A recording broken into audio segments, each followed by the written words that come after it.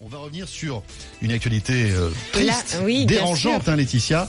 On va parler des abattoirs des animaux maintenant. Voilà, et nous sommes avec Frédéric Freund, qui est directeur de l'OABA, qui est l'œuvre d'assistance aux bêtes d'abattoir, une association de protection des animaux de ferme qui a porté plainte contre l'abattoir d'Alès. Et on en a beaucoup parlé cette semaine de cette vidéo avec ces images choquantes, ces images qui suscitent vraiment émotion et colère, parce qu'on y voit quand même des animaux saignés ou découpés en état même suspendus alors qu'ils sont encore conscients, enfin dans des conditions sanitaires aussi c'est une vidéo qui est limite. Qui est incroyablement soutenable. Exactement. Frédéric, bonjour, bienvenue. Merci, bonjour Laetitia, bonjour François. Alors, vous avez porté plainte. Alors quand on voit la vidéo, on se dit comment est-ce possible aujourd'hui et en France? Alors c'est vrai que quand on a visionné la vidéo à l'OABA, et pourtant on connaît ce genre d'image. Bah oui, parce que votre association visite des abattoirs justement. Oui, absolument, depuis plus de 50 ans maintenant. Et quand on a vu ces images, on s'est demandé justement si on n'était pas revenu dans les années 60, au début des années 60, lorsque Madame Gilardoni a créé l'OABA, justement pour améliorer les conditions d'abattage et rendre obligatoire l'insensibilisation des animaux lors de leur mise à mort. Alors, malheureusement, je dirais, ces images ne surprennent pas l'OABA, notamment pour le cas d'Alès, puisque vous le saviez déjà qu'il y avait des pratiques vraiment cruelles? Alors, on n'avait jamais, assisté à ce condensé d'horreur que nous dévoile cette vidéo qui est mise en ligne maintenant depuis plus de 72 heures. Et qui a été, je vous coupe, qui a été filmée, enfin en caméra cachée, je crois en avril de cette année. Oui, c'était au premier ou tout début du deuxième trimestre 2015 pendant plusieurs jours effectivement.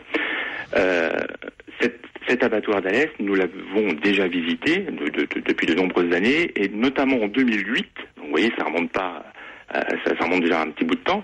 En 2008, on avait assisté également à des scènes extrêmement choquantes, contraires à la réglementation, puisque notre délégué, lui-même, avait arrêté la chaîne d'abattage en allant ensuite chercher le vétérinaire inspecteur pour lui montrer qu'il y a quelque chose qui n'allait pas. On y était retourné. Il y avait également encore eu des problèmes en 2011, en 2012, en 2013, même si, bien évidemment, ils étaient beaucoup moins importants que ceux qu'on avait vus en 2008. Et on savait il y avait aussi, depuis quelque temps, des problèmes avec l'abattage des chevaux. C'est pour cela qu'on avait demandé à y retourner cet été, en juin 2015, et on avait fait une nouvelle demande en août 2015, mais ces deux demandes de 2015 ont été refusées. Quand on voit les images, on se dit, on comprend pourquoi. Ils n'avaient pas envie qu'on recommence l'épisode de 2008 en leur interdisant une partie des abattages ou en les obligeant à s'équiper avec un nouveau box. Alors, on se dit... c'est incroyable de voir ça. Il y a une réglementation quand même. Il y a une réglementation française, même européenne, qui vise aussi à éviter les souffrances supplémentaires à ces animaux qui vont être abattus. Effectivement, la réglementation, elle est européenne. C'est un règlement communautaire qui est entré en vigueur le 1er janvier 2013. Avec, à l'époque, l'OABA avait salué quelques avancées de ce règlement par rapport à ce qui existait. Quel est-il ? Alors, il y a différents... je ne vais pas détailler le règlement parce qu'on allait jusqu'à Noël, je pense, mais il y a différents points, je dirais, clés, très importants de ce règlement, notamment la formation obligatoire de tous les opérateurs. Toute personne qui travaille en abattoir, aujourd'hui, doit être titulaire de ce qu'on appelle un certificat de compétence. On pourrait y revenir quelques minutes plus tard. Après, on a aussi le fait que l'animal doit être inconscient au moment de l'abattage. Voilà. Étourdi, comme on dit, c'est ça. Voilà. Ça, c'est la réglementation de base, avec, dit le règlement... Dans la vidéo, ils sont pas inconscients, quoi. Non, alors dans la vidéo, il y a à la fois de l'abattage classique et de l'abattage rituel, c'est-à-dire pour les productions de viande halal. Mais dans l'abattage classique, le règlement impose des contrôles de procédure d'abattage et notamment la vérification de l'efficacité de l'étourdissement. Là, dans ce qu'on voit, il n'y a absolument pas de contrôle de l'efficacité de l'étourdissement, et lorsque l'étourdissement est mal fait, ça peut arriver de louper, je veux dire c'est pas une science exacte, le règlement impose de refaire immédiatement un second étourdissement. Là, dans ce qu'on voit, jamais il y a un deuxième étourdissement. Autre point important du règlement, le RPA, le responsable protection animale. Dans chaque abattoir, vous devez avoir une personne qui est responsable de la bonne application des règles, des modes opératoires normalisés en matière de protection animale. Là, mais là, il était en vacances. Oui, ou la machine à café, je ne sais pas, mais en tout cas, il n'était pas là. Et puis enfin, dernier point aussi très important, c'est que les professionnels, avec les associations de protection animale, et nous y avons travaillé, doivent établir des guides de bonne pratique. Alors, il y a des guides de bonne pratique, ce sont des gros pavés de 300 pages. Nous, à l'OABA, on essayait de les synthétiser avec des images, avec des dessins, en faisant des petits guides de bonne pratique pour l'abattage des ruminants et des porcins. Est-ce que ce cas d'abattoir d'Alès qui vient d'être fermé pour l'enquête, est-ce que c'est un cas isolé ou malheureusement il concerne d'autres abattoirs en France?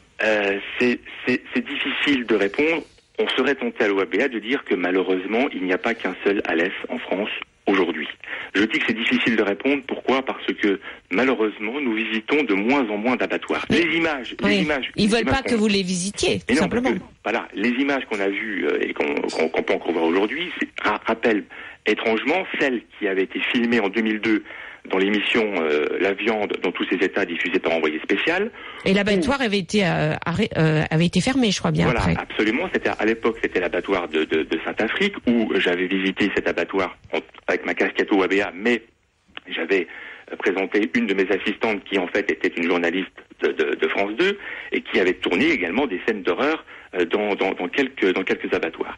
Et il est évident que cet abattoir avait fermé pendant 2 mois. Bon, il a rouvert par la suite. Je suis pas certain qu'au jour d'aujourd'hui, les conditions aient considérablement évolué. Malheureusement, on ne peut plus y aller puisque si vous prononcez mon nom, il sort le fusil. Oui, voilà.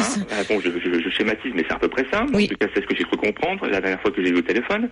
Et donc, du coup, aujourd'hui, on a à peu près 60% de refus de visite, notamment des grands groupes. Vous savez, les Bigards, les Charal, les Socopa, etc. Ils ne veulent plus les délégués de l'OABA dans les abattoirs. Alors, on a encore, bien évidemment, quelques visites d'abattoirs, mais on est obligé de prendre rendez-vous. On ne peut plus faire comme on le faisait avant, c'est-à-dire venir plus ou moins à l'improviste. Et bien évidemment, en prenant rendez-vous, ils savent qu'on va venir. Oui. Bien évidemment, la visite est beaucoup moins pertinente que si elle était un petit peu, entre guillemets, cachée. Voilà. Frédéric, on va revenir dans un instant. Il est 7h19, c'est RMC, c'est le week-end des experts.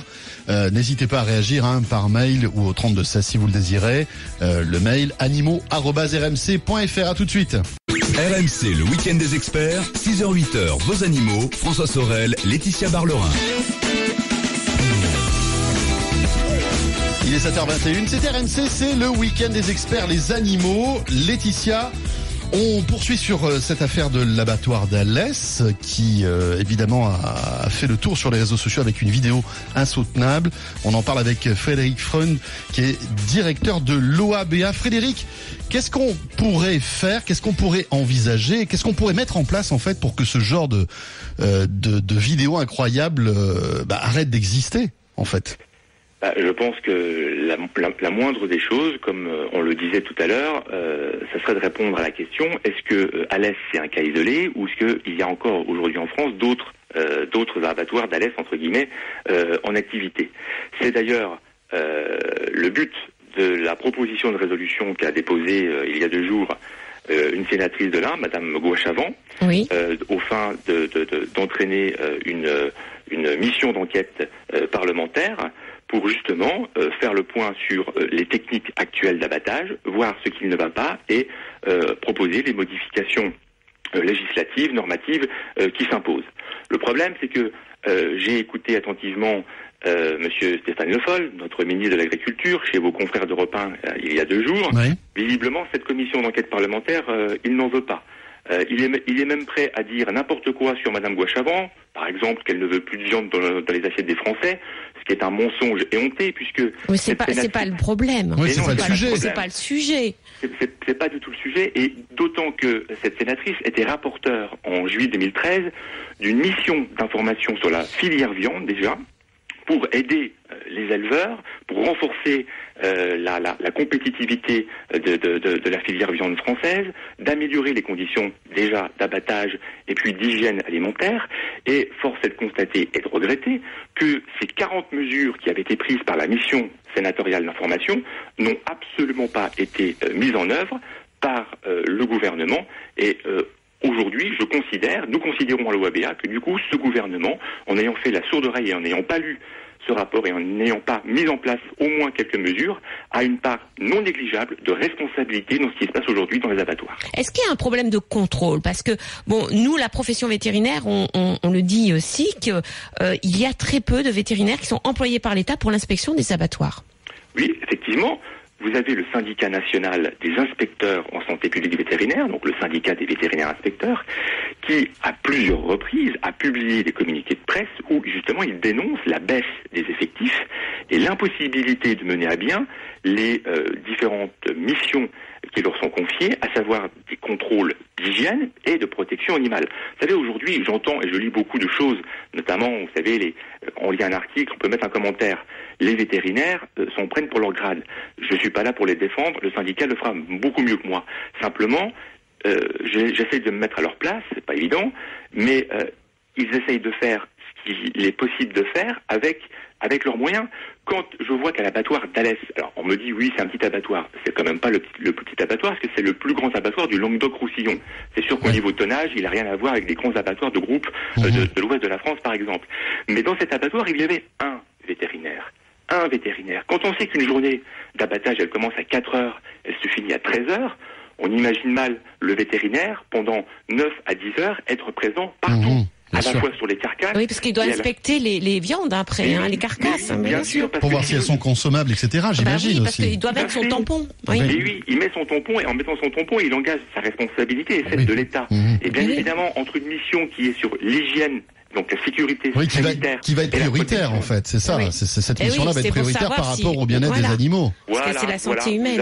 Vous avez tout compris. Et donc du coup, dans mon observation, vous avez deviné la solution, c'est qu'il y ait au moins 2 vétérinaires minimum dans chaque abattoir pour au moins couvrir d'une part la totalité de la plage horaire de production, mais aussi de couvrir les 2 aspects, hygiène alimentaire et protection animale. Très bien, merci beaucoup Frédéric Freund pour toutes ces précisions. Merci beaucoup. Merci à vous. Et je rappelle que vous êtes directeur de l'OABA, l'œuvre d'assistance aux bêtes d'abattoir. On mettra le lien sur votre site, parce que vous avez aussi une pétition et puis aussi signé la pétition de L214 pour que cet abattoir soit fermé, ou en tout cas qu'il y ait une enquête. La diffusion de cette vidéo tournée à l'abattoir d'Alès pose la question des conditions d'abattage des animaux. Souhaitez-vous être mieux informé sur ces conditions d'abattage? Oui, c'est un sujet trop opaque. Laetitia, 70% de nos votants sur le site web d'RMC, rmc.fr. C'est notre question RMC Wamise de ce dimanche.